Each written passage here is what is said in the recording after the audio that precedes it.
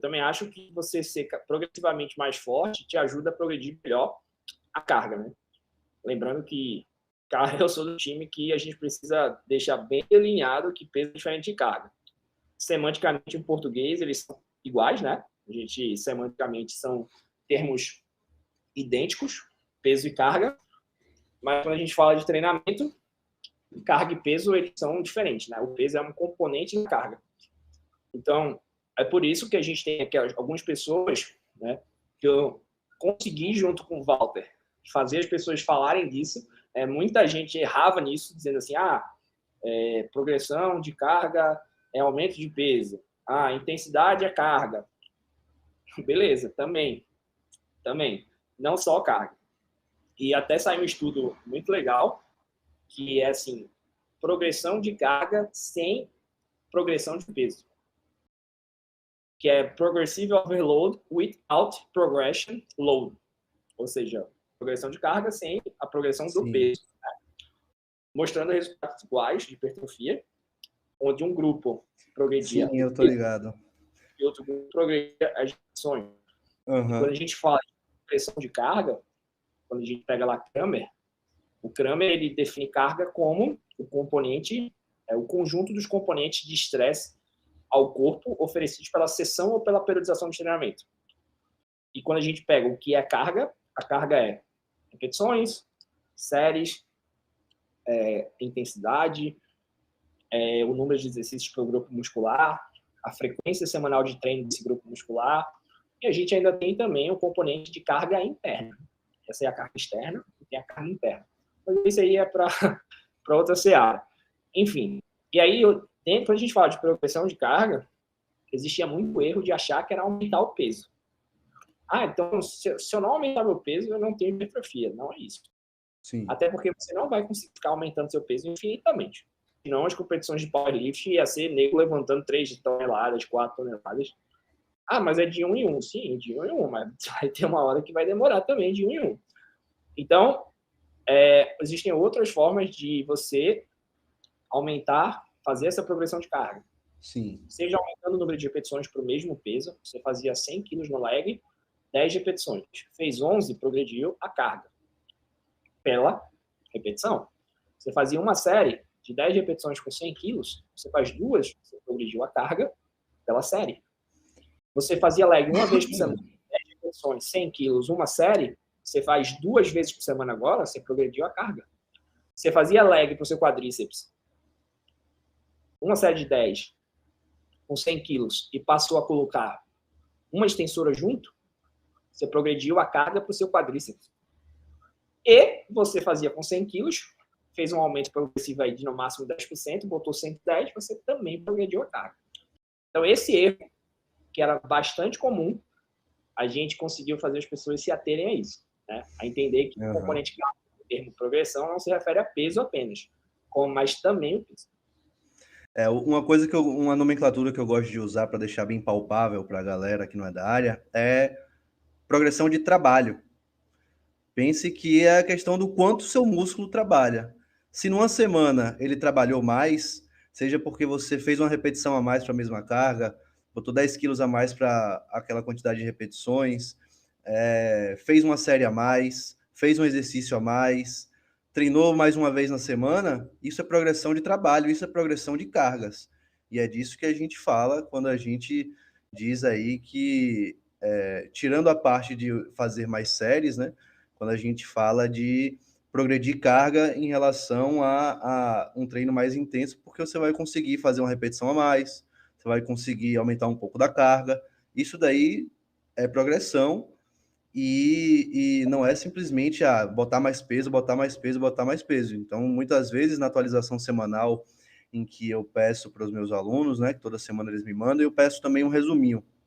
E aí a pessoa fala, essa semana eu não consegui progredir carga, mas eu fiz uma repetição a mais. Falo, não, então você progrediu carga. Isso daí é uma forma de progressão. Então, não se atenha simplesmente a botar 1, 2, 3, 10 quilos a mais. O que você fizer a mais é progressão. Exato. Assim, até porque eu sou um cara que eu acredito que a educação física ela é regida por algumas ciências, né? pela biologia, pela física e pela química. Então, tipo, quando você falou, aumento do trabalho. Quando a gente vai ver lá a física diz que o trabalho é uma grandeza, né? Que quantifica o quanto de esforço foi posto para mover determinado objeto de um ponto ao outro. É mais ou menos isso. A gente tem a progressão daquilo que é a sobrecarga dinâmica. E assim, como você falou, essa progressão de carga ela pode ser feita de diferentes formas. E para mim, dentro da minha opinião, e é a mesma coisa que é citada nesse mesmo artigo que eu falei anteriormente, né?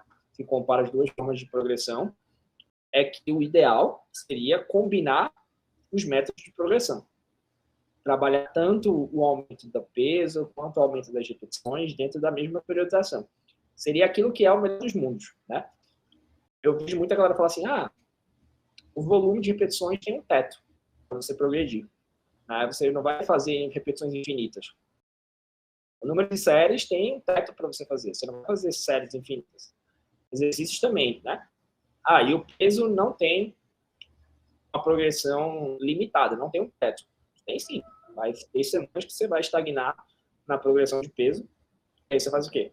Progride o volume por meio da progressão das outras variáveis. Então, para mim, o melhor dos mundos é você trabalhar a progressão conjunta. Porque aí você realmente nunca vai ter teto. Quando o peso não subir, você sobe uma repetição.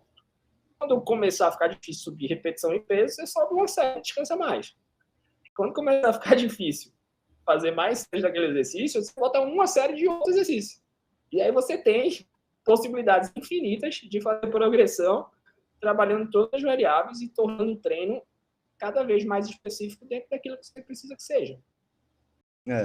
Ou então passa a fazer um back offset no final, passa a fazer um dropzinho no final, usa um cluster e infinitas formas de se progredir. E é o quê?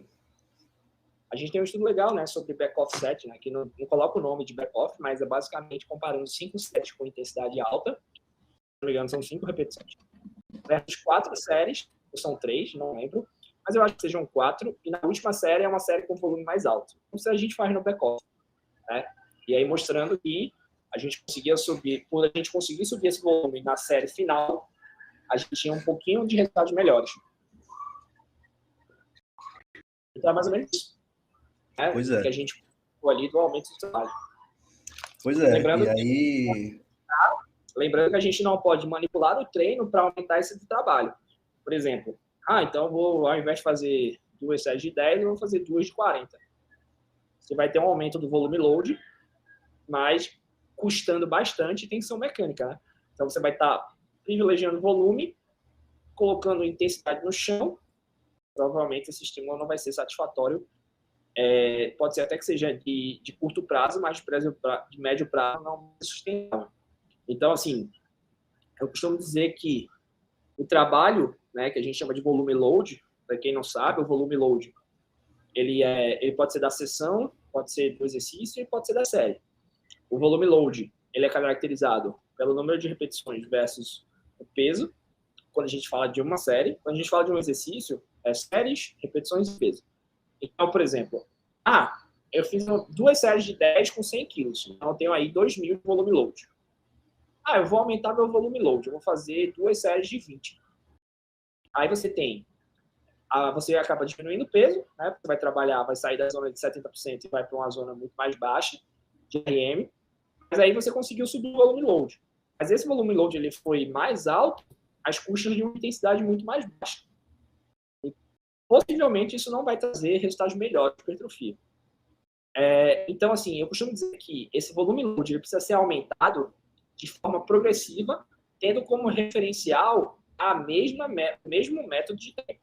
Então, assim, perfeito.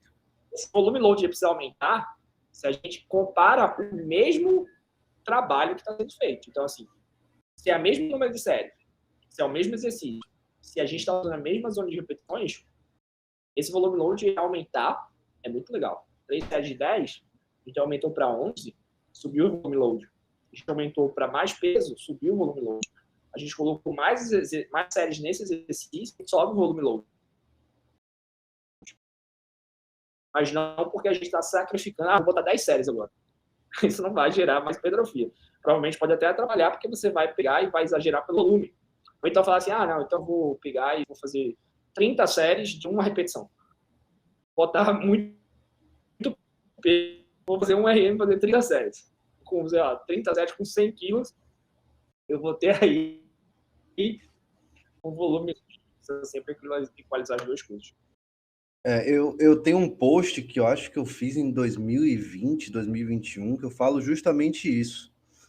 Que quando você pensa em aumentar o seu volume total de trabalho, você tem que sempre comparar as mesmas faixas de repetição ou as mesmas cargas aumentando as repetições. Você não pode simplesmente mudar totalmente. Você não pode mudar totalmente a faixa de repetições e comparar, não, agora tem mais carga. Por que não?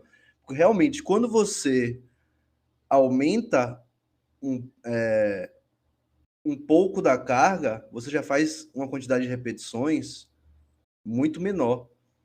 Quando você abaixa um pouco da carga, você já faz muito mais repetições. Mas isso não significa que esse somatório final, por um ser maior do que o outro, sempre com a intensidade mais baixa, o volume load vai ser mais alto.